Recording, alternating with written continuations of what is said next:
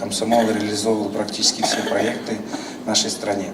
Залда түрлі елларда эшләгән комсомол райкомы секретарлары, район активистлары, ВЛКСМ съезды делегатлары, аларның һәрберсе район тормышында үз изен калдырган шәхесләр. Комсомолга кергән чаклары исә бүгенгедәй хәтерләрендә. Яшьләр берлеге һөнәр сайлаганда да мөһим роль уйный.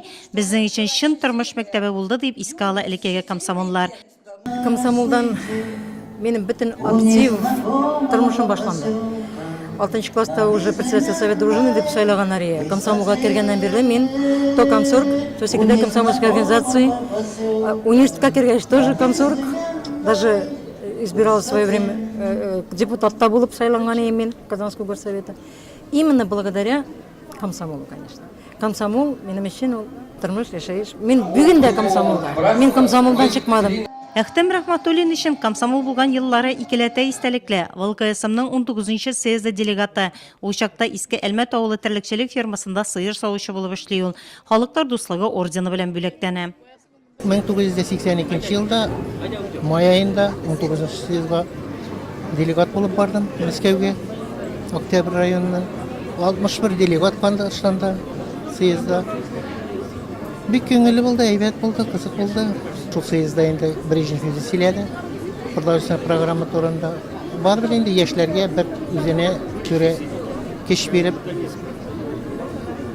эшләргә насыйп итте инде менә. Сәхнәгә төрле елларда пионер-вожатыйлар, төзелеш отрядларында катнашучылар, Әфган Чечен республикаларында кайнар нокталарда булучылар күтәрелде. Яшь буында котлады үзләрен. Комсомолның кем булганын белеп үсә алар. Мне объясняли то, что они всегда помогали старшим, защищали свою родину и всегда были за, чтобы все жили мирно. Поздравляем комсомол со столетием. Егошний день рождения. Мы так рады за это. Яшьләр берлеге Ленин исеме белән тыгыз бәйләнгән. Шуңа да чарага килүчеләргә Владимир Ильич белән истәлеккә фотога төшәргә мөмкинлек булды. 67 елда комсомолга кирдем мин. Монда районга килделәр. Былтыр нигә Казанга яшьләр революциянең 100 еллыгына. Анда барып Кәрим Тичер театрына сөйләп кайттым. Чарада комсомолның өлкән буыны яшьләргә күрсәтмәләр дә бирде. Вафат булган район комсомол активистлары 1 минутлык тынлык белән искә алынды.